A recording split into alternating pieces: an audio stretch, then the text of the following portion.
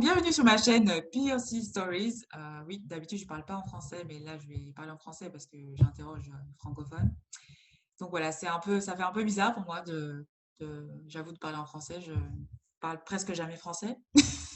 Mais bon, voilà, chaque chose est nouvelle. Enfin, bref, Tu vas faire l'effort pour nous. exactement, je vais faire l'effort pour vous aujourd'hui. À la base, je viens de France. Je précise pour les gens qui ne me connaissent pas, je viens de France. Mais quand on n'est pas pendant très longtemps dans son pays et qu'on parle plein d'autres langues à côté, des fois, on est assez confus dans notre tête. Donc, si je fais des fautes de grammaire, d'orthographe, veuillez me pardonner, s'il vous plaît. Voilà. Et pour ceux qui apprennent le français, bah, ne comptez pas enfin, comptez sur Aurore, mais pas sur moi. Voilà, si vous voulez apprendre le français. Donc, bonjour, bonsoir, Aurore. Merci Bonsoir. d'être avec nous. Et est-ce que tu pourrais du coup te présenter? Donc moi, je m'appelle Aurore Kénis. Qu'est-ce que je peux te dire? J'ai 34 ans, je vis en France, je vis à Paris. Et je suis, alors c'est un peu pompeux, mais on va dire chef d'entreprise. Et j'ai une entreprise qui propose des accompagnements pour les personnes, surtout les femmes, mais on va dire les personnes qui souffrent de dépendance à la nourriture. Voilà, donc je propose des programmes d'accompagnement pour ces personnes qui souffrent de dépendance à la nourriture. D'accord. Et est-ce que tu as fait des études spécifiques pour travailler dans ce milieu? Pas du tout, non, je plaisante. Non, en fait, il y a donc ça s'appelle Mangeuse Libre, mon Mhm. entreprise, c'est Mangeuse Libre. C'est 2 choses. Alors oui, j'ai fait des études, j'ai un cursus en psychologie, au départ. J'ai fait plein d'autres choses après, mais en psychologie et en coaching au départ. Et puis Mangeuse Libre, en fait, c'est surtout mon histoire de vie. Donc à vrai dire, mes études dans tout ça, oui, évidemment, elles me servent. Mais ce qui me sert, c'est surtout mon histoire de vie et le nombre de personnes que j'ai accompagnées, depuis. D'accord. Et donc, comment tu t'es intéressée à ce sujet? Pourquoi accompagner spécifiquement les femmes qui ont des problèmes de dépendance alimentaire? Alors, pourquoi je me suis intéressée à ce sujet? Bah, parce que quand je cherchais des réponses, pour moi-même, je trouvais jamais de réponse complète. Il me manquait toujours quelque chose. J'avais l'impression qu'on survolait, qu'on creusait pas en profondeur. Donc ça, c'est la première chose. Et puis pourquoi les femmes? Bah, tout simplement parce que ce sont surtout les femmes que j'ai rencontrées en cabinet, enfin dans mon cabinet, d'abord. Hem, mais naturellement, j'ai eu des hommes par la suite, mais ce sont surtout des femmes qui me suivent et d'ailleurs sur le compte Instagram Mangeuse Libre, j'ai un peu plus de 1 300 ou 1 400 abonnés, c'est surtout des femmes. Alors il y a quelques hommes qui me disent: «Mais tu parles toujours au féminin, c'est chiant, nous aussi, on connaît ces situations». Moi, je dis toujours que mes programmes ne sont pas genrés, les hommes, enfin tous les autres genres sont welcome. C'est juste que je suis nulle en écriture inclusive et que majoritairement, ce sont des femmes qui me suivent. D'accord. Et pour ceux qui ne sauraient pas qu'est-ce que sont les dépendances alimentaires, est-ce que tu pourrais l'expliquer en quelques mots? Mmh. Alors souvent, ce qu'on va entendre, majoritairement, alors dans les cas les plus graves, ce sont des troubles de type, boulimie, hyperphagie, donc le fait de se suralimenter, de trop s'alimenter. Je travaille un petit peu moins sur tout ce qui touche à l'anorexie et à la sous-alimentation. La dépendance à la nourriture, je la décrirais comme tout simplement une obsession. L'obsession de la nourriture, un petit peu comme si on était, toxico de la nourriture. Imagine un toxico, à l'alcool ou à la drogue, eh ben, tu peux considérer que dans les cas vraiment profonds, c'est la même chose pour la bouffe. D'accord. Et donc en fait, parce que j'ai l'impression qu'aussi dans notre société, j'ai l'impression que des fois on s'acharne un peu sur l'alimentation. Enfin, en grandissant en France, sur manger 3 fois par jour, bien Mmh. manger, de pas oublier de manger. Enfin, on a l'impression que c'est une obsession, que ça devient quelque chose qu'il faut. Enfin, j'ai l'impression qu'ils alimentent ce problème parce qu'on nous Oui. rabâche constamment de manger je ne sais combien de légumes et de fruits par jour, 6, ça, 3 Mmh. repas par jour ou 4 avec le goûter. Enfin, vraiment, je trouve que des fois, concrètement, on exagère. Comme si on allait, si on mange pas, si on saute un repas, on va forcément mourir de faim ou je ne sais quoi. C'est ça. Bah, là, en effet, c'est une super question que tu poses. En fait, ça fait partie aussi des sujets que j'aborde. Il y a un grand mouvement dont on entend beaucoup parler en ce moment, qui est l'alimentation intuitive. Mais au-delà de ça, en effet, le fait de manger au départ, c'est un truc profondément intuitif, c'est-à-dire on ne se pose pas les questions. Un petit bébé, quand il a plus faim, il s'arrête, quoi. Il ne réfléchit pas, 5 fruits et légumes par jour, 3 repas. D'ailleurs, dans d'autres pays, c'est complètement différent. En effet, moi, j'étais en Afrique cet été, j'étais au Bénin. Les mecs, ils mangent pas du tout le même petit-déj que nous. C'est pas 3 repas par jour. Parfois, c'est un seul repas, mais un repas plus riche. Tu vois, enfin, ils s'en foutent, quoi. Et en effet, ils meurent pas parce qu'ils mangent pas de goûter, quoi, comme tu dis. Hem, ça, c'est un sujet à part entière. Mais pour arriver déjà à, en tout cas selon moi, c'est un parti pris, mais pour arriver à retourner vers une alimentation plus intuitive, il faut déjà, je pense, se poser la question profondément de ce qui génère à titre personnel et pas forcément sociétal, ces dépendances. Vraiment, on parle de dépendance à la nourriture, c'est-à-dire le truc où tu peux pas te passer de ça, tu es obsédé par ça. Mais D'accord, oui, la société aide pas, je te confirme. oui. Et du coup, sur ton blog, tu parlais de justement de ces mécanismes inconscients. Donc, qu'est-ce que sont ces mécanismes inconscients qui nous pousseraient justement à être dépendants de la nourriture? Je vois que tu es allé voir, c'est cool. Oui. Je te remercie. Ouais, alors, en effet, sur mangeuselibre.fr, j'en parle. Disons que c'est vraiment l'un des thèmes phares de Mangeuse Libre, c'est ce que j'appelle les causes cachées qui nous poussent à trop manger. Puisqu'il y a les causes de surface, dont font partie les causes de société, on va dire, les régimes, etc. Bien sûr que face à un régime, on va naturellement se mettre ensuite à trop manger. Mais il y a aussi des causes toutes personnelles qu'on va retrouver quand on creuse un peu dans notre histoire, dans les événements qu'on a traversés. Bah, ça va être par exemple, je sais pas moi, si tu n'as pas été élevé par ta mère, ça va être tu vas entretenir un rapport de manque et donc bah, tu vas avoir peur de manquer, donc tu vas manger beaucoup plus parce que pour pas manquer, en prévision d'un éventuel manque. Si je pense à une cliente en particulier qui s'est créé une espèce de cape d'invisibilité en prenant du poids, donc en mangeant trop pour prendre du poids, parce que il fallait absolument pas dans sa famille qu'elle soit visible. Donc elle s'est dit: «Je vais grossir pour me cacher derrière ce poids». Alors même si c'est paradoxal parce que plus tu grossis, plus tu es visible, mais ça lui permettait de se cacher. Et donc en fait, ce qu'on peut retenir, c'est que l'alimentation et la modulation du poids ont toujours un rôle, une fonction, etc. Même si c'est difficile de se l'avouer, mais ça sert toujours à quelque chose, qu'on en ait conscience ou pas. D'accord, Et il y a des milliers de causes cachées. Il y a des constantes, il y a des causes qui reviennent souvent, mais il y en a plein, plein, plein des causes qui nous poussent à trop manger. d'accord. Et du coup, pour quelqu'un, par exemple, parce que moi, je sais que j'ai eu beaucoup de problèmes, par exemple, au niveau de l'alimentation, à manger beaucoup trop, parce que, par exemple, je suis stressée. Mmh. Et des fois, j'arrivais pas à gérer mes émotions et mon envie de manger. Enfin, tout était Mmh. intrinsiqué et c'est ce qui fait que je pouvais, l'année dernière, je sais que je pouvais manger un paquet de Twix par jour, en fait, et constamment manger, OK. manger comme ça. Et donc, Mmh. est-ce que, je sais pas, tu aurais peut-être des petits conseils, etc., enfin, des petites astuces pour commencer un petit peu à réfréner ce lien entre les émotions et Mmh. Et ces la prise dépendances alimentaires? alimentaire? Oui, Bah, le 1er truc que je pourrais te conseiller, c'est de ne pas chercher à stopper ces prises. Ces prises, elles sont là pour une raison, même si c'est chiant, même si, bah, des fois ça fait prendre du poids, bah oui, c'est vrai, c'est pas cool et cetera, mais elles sont là pour une raison. Ton corps et ton inconscient cherchent à t'aider et cherchent une stratégie pour t'aider, même si c'est pas la meilleure stratégie qui soit, mais bon. Ensuite, ce que je conseillerais à quiconque, est concerné par ce sujet, c'est de commencer à se demander, beh, quels peuvent être les déclencheurs qui m'amènent à faire ça? Est-ce que c'est un déclencheur qui est arrivé là spontanément? Est-ce que c'est un déclencheur, lié à ce que je vis en ce moment? Est-ce que c'est environnemental? Est-ce que je vis pas au bon endroit? Est-ce qu'il y a des gens autour de moi qui me stressent? Est-ce qu'il y a quelque chose qui, tu vois, qui vient générer ça? C'est vraiment le premier truc que je donnerais, c'est de ne pas chercher à contrer la compulsion alimentaire, mais chercher à comprendre peut-être ce qui l'amène, ce qui la génère. d'accord. Et est-ce que tu penses pas que le lien entre la psychologie et les troubles alimentaires, les dépendances alimentaires est sous-estimé? Parce que des fois, j'ai l'impression qu'on aborde ce sujet souvent en surface. Je sais pas comment expliquer, mais si par exemple, quelqu'un a pris, beaucoup de poids, on va lui dire: «Bon, bah, je vais faire un régime et puis voilà et puis il faut que tu manges mieux» et cetera. Mais le côté psychologue, enfin le côté, Mmh au mh. niveau psychologique, c'est Mmh. c'est jamais vraiment aussi, pris en compte et Mmh. voilà. Alors je suis, complètement d'accord avec toi.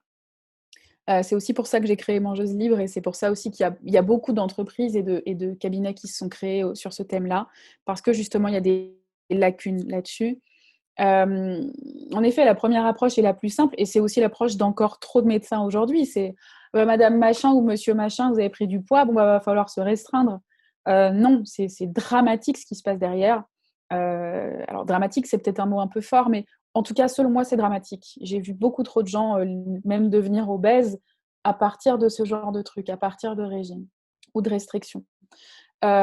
Oui, alors évidemment, il y a beaucoup de psychologues qui deviennent en parallèle nutritionnistes ou de nutritionnistes qui se forment à la psychologie ou à l'accompagnement, émotionnel. Donc ça commence à venir depuis quelques années.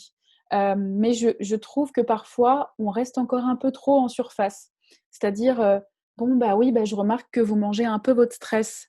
Oui, OK, mais ce stress, il est généré par quoi? Qu'est-ce qui On n'est pas stressé comme ça. Qu'est-ce qui génère ce stress réellement? En tout cas, je te rejoins sur ce truc-là, je trouve que c'est vraiment d'un autre âge aujourd'hui d'associer, à une problématique si complexe: «Vous avez pris du poids ou vous mangez trop, bah, faut manger moins». Bah, merci, j'avais pas deviné, quoi. C'est vrai parce que souvent on me regarde parce que je suis, assez mince et on Mmh me mh. dit souvent: «Oui, bah, tu es en très bonne santé», mais non, pas du tout en fait.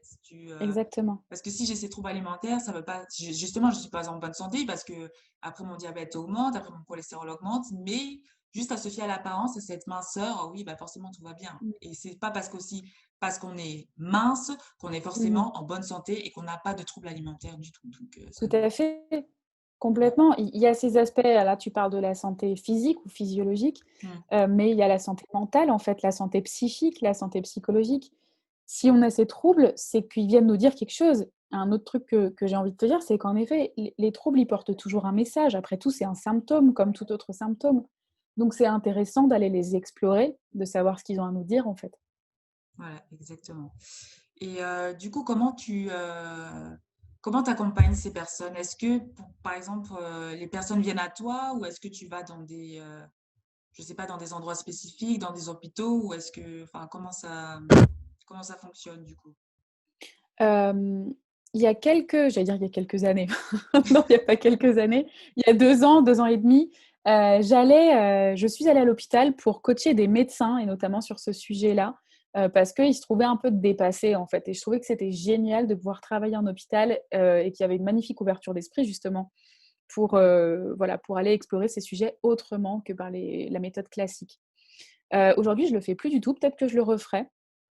Aujourd'hui, via mon podcast, donc Mangeuse Libre, le blog et le compte Instagram, j'ai des gens qui suivent ce que je fais, qui suivent mes chroniques et donc qui viennent à moi, en fait et qui choisissent soit un accompagnement thérapeutique ou alors un coaching ou alors un programme. J'ai aussi des programmes audio qui sont vraiment des accompagnements complets, mais version, autonome, on va dire. Là, je suis en train de faire évoluer un petit peu ce que je fais puisque j'aimerais revenir à, voilà, plutôt qu'à des programmes audio purs, à quelque chose d'un petit peu plus personnalisé. Mais voilà, je suis en train de le travailler, mais en tout cas, les personnes viennent à moi en priorité en regardant mes podcasts, en découvrant mon blog ou mes chroniques sur Instagram. D'accord. Et la plupart du temps, enfin si tu peux le dire, les personnes, Mmh qui te contactent, c'est pour quelles raisons? Enfin, c'est quelles sont mh. les pathologies? Enfin, est-ce qu'on dit comme ça en français? Ouais, peu importe, Oui, leurs problématiques en tout oui, cas, bah, il y problématique. a deux sujets qui reviennent souvent. Hem, je veux maigrir, ça c'est le premier sujet. Donc bah, je dois déjà leur expliquer que va falloir, qu'on prenne le truc un petit peu autrement, mais elles le savent quand elles je dis «elles» parce que c'est surtout des femmes. Elles le D'accord, savent quand elles viennent à moi. Mon premier sujet, je veux maigrir, ça fait des années que je suis en surpoids, je fais que grossir, je maigris pas, j'y arrive pas. Ça, c'est le premier sujet. Et on va explorer ce qu'il y a derrière ces kilos, ces petits kilos qui ont des choses à nous dire au même titre que les compulsions. 2e truc qui revient souvent, c'est, je veux faire la paix avec la nourriture. Donc on remarque quand même que, on est du coup en guerre avec la nourriture, puisque beaucoup de gens veulent faire la paix avec la nourriture, en guerre ou en conflit. C'est les 2 principaux sujets Et pour les personnes, j'ai aussi beaucoup de personnes qui viennent vers moi en ayant fait déjà un travail avancé, on va dire sur leurs troubles ou sur leurs problématiques. Et donc, elles savent qu'il y a ces fameuses causes cachées qui les poussent à trop manger et elles veulent décoder ce que c'est. Et donc, elles viennent vers moi pour ça. D'accord. Et est-ce que tu as déjà fait des campagnes de sensibilisation, notamment au niveau des adolescents et adolescentes? Parce que, enfin, je trouve qu'il y a pas mal de... Quand on est adolescent ou adolescente, il y a pas mal de... Enfin, on évolue, etc. On découvre la vie, etc. Et au niveau Mmh. alimentaire, c'est souvent très compliqué parce que j'ai vécu ça, donc je sais. Ouais, ouais, tu Et comprends. donc, est-ce que tu as déjà fait cette démarche-là ou... Alors, je ne l'ai pas faite, mais je rêve de la faire. Je rêve de la faire, je pense notamment en collaboration avec des personnes qui, sur d'autres sujets, travaillent avec les adolescents. J'en ai déjà parlé récemment avec ma cousine qui est éduque et qui bosse avec les ados parce qu'il y a des milliers de choses à faire. J'imagine qu'il y a des gens qui le font déjà et qui le font déjà très bien. Moi, je ne l'ai jamais fait, mais c'est un truc qui me brancherait tellement. Dans mes clients, j'ai des ados, enfin j'en ai plus, mais j'ai eu des ados. Et c'était juste génial parce qu'en plus, alors je dis elles, encore une fois, c'était des femmes. Elles sont pas complètement bousillées et sclérosées dans toutes les règles qui sont figées autour d'elles et qu'on a, nous, en étant plus adultes, ouais, plus adultes. Elles sont encore malléables dans le bon sens du terme. C'est-à-dire qu'on peut encore déconstruire les trucs. C'est pas encore figé. On peut encore plus facilement déconstruire et voilà, pour qu'elles redeviennent des mangeuses libres. Ouais. Et tu dis que tu as souvent des... Enfin, du coup, ta clientèle est majoritairement composée de femmes. Et Mmh. est-ce que c'est parce que pour les hommes, c'est plus un tabou, les dépendances alimentaires, ou parce que c'est un choix ou... Écoute, j'en sais rien, à vrai dire. J'en sais rien, intuitivement, je te dirais que peut-être c'est plus difficile pour eux, en règle générale, d'extérioriser une problématique aussi intime, et ça vaudrait pour d'autres types d'addictions. J'ai discuté d'ailleurs pas plus tard qu'aujourd'hui avec un type que je trouve hallucinant, qui est un ancien alcoolique, avec qui, j'adorerais faire un podcast et qui parle sur Instagram de voilà, de son addiction, de son ancienne addiction à l'alcool. Et quand on s'est parlé, je me suis dit: «Mais c'est dingue, c'est exactement les mêmes mécanismes, il faut qu'on fasse un truc, il faut qu'on se parle». Mais les hommes qui viennent vers moi, sont des hommes qui, pour la plupart, acceptent complètement leur part de sensibilité et donc acceptent de me livrer un peu ça. Mais je suis pas dupe, je sais très bien que caché un peu partout, en soum-soum, il y a tous ceux il y a tous ceux qui viennent pas me voir ou qui viennent pas nous voir, alors qu'ils galèrent aussi, quoi. Alors qu'ils galèrent aussi. D'accord. Et du coup, ça fait combien de temps que tu as lancé cette activité? Alors, mon activité en tant que telle en cabinet, je l'ai lancée en 2016. Mangeuse libre, je l'ai lancée il y a un petit peu plus d'1 an. Même un petit peu plus d'1 an, même beaucoup plus d'1 an maintenant, on va dire, ouais, 1 an et demi. D'accord. Et ça a été assez facile pour toi de lancer cette activité ou Alors oui, parce que j'avais tellement de matière, j'avais tellement de sujets que je voulais aborder. Moi, j'ai commencé par le blog et par une newsletter quotidienne. Je te laisse imaginer le boulot que c'était fou. Je sais pas pourquoi je me suis lancée dans ça, mais en tout cas, ça a beaucoup apporté à beaucoup de gens. J'avais une newsletter Mangeuse Libre qui s'appelait La Quotidienne et qui était suivie par des centaines de personnes, qui me suivent toujours d'ailleurs, c'est hyper cool, et à qui je sais, ça a beaucoup apporté, des personnes qui sont devenues des clients ou des clientes après. Et puis après, c'est devenu un podcast, puis la chronique Insta. Et ça a été facile parce que, alors ce qui a été facile, c'est tous les sujets, je manquerai jamais de contenu. Il y a tellement de sujets à aborder dans cette thématique de la suralimentation, je vais pas m'ennuyer bientôt, quoi. Après, ce que je cherche à faire aujourd'hui, c'est cibler beaucoup plus. C'est-à-dire que je vais pas parler à tout le monde et d'ailleurs tout le monde sera pas réceptif à mon message et puis il y a aussi des gens qui peuvent pas me saquer et c'est comme ça en fait. Mais il faut que je puisse un peu plus affiner ce que je dis et mon approche pour parler plus à une catégorie de personnes. d'accord. Et donc, qu'est-ce que toi tu fais au quotidien contre la suralimentation? Pour moi-même ou Oui, pour pour les toi-même. gens? Pour toi-même. Pour moi-même, OK. Waouh! Qu'est-ce que je fais? Bah, je fais plus grand-chose en fait. Je fais plus grand-chose parce que alors d'une part et ça c'est un peu la libération, c'est peut-être aussi pour ça que ça s'appelle mangeuse libre, c'est que quand tu as plus l'obsession alimentaire, déjà, alors j'ai même pas fait exprès de choisir cette tournure de phrase, mais tu t'enlèves un sacré poids. Mmh. Tu t'enlèves un sacré poids quand tu es plus en train de moi j'étais vraiment, moi c'était fou, hein, je vais pas te raconter toute ma vie, mais j'étais une obsédée absolue de la nourriture. Je passais d'obsession, privation, privation, c'était dingue. Hem, Ce que je fais aujourd'hui, c'est m'écouter un maximum et surtout quand je vois que je mange trop, ce qui arrive encore très régulièrement, je suis plus en détresse. Je suis plus en détresse parce que je me dis: «OK, bon là, meuf, clairement tu manges trop, il se passe quoi en fait?» Et donc j'arrive à identifier très, très rapidement les déclencheurs, même quand ils sont assez profonds. J'ai cette chance-là, comme j'ai noué une espèce de communication, avec mon inconscient, avec mon esprit, on appelle ça comme on veut, heu, j'ai l'info assez vite. Après la clé, c'est de suivre l'info et de l'écouter et de transformer l'essai, en fait. Oui, Ce que d'accord. je fais au quotidien, c'est juste, me rappeler que je suis libre et comme une alcoolique, comme une ancienne alcoolique, je suis une abstinente. Je ne suis pas une personne qui n'a jamais souffert de troubles alimentaires. C'est une cicatrice très forte chez moi. Ouais, d'accord. Et est-ce qu'il y a autre chose que tu souhaiterais, ajouter? Si vous mangez trop et que ça vous pose un problème, c'est-à-dire on peut être un gros mangeur, un grand gourmand et c'est pas grave. Par contre, évidemment, on assumera derrière le poids qui va avec et cetera. OK, si ça pose pas de problème, on va pas s'inventer des problèmes là où il y en a pas. Mais si ça pose un problème, si ça tourne en boucle, si, la nourriture est une obsession, faut en parler. Faut en parler, ce serait trop con de rester comme ça avec son problème, et de vivre avec, et finalement de souffrir, alors qu'il est possible de pas souffrir. Et qu'on est D'accord, très nombreux dans ce cas. ouais, je suis tout à fait d'accord. Mmh. En tout cas, merci beaucoup pour ton temps et c'était vraiment Bah, je t'en intéressant. prie. Je Oui. t'en prie, Aïssa.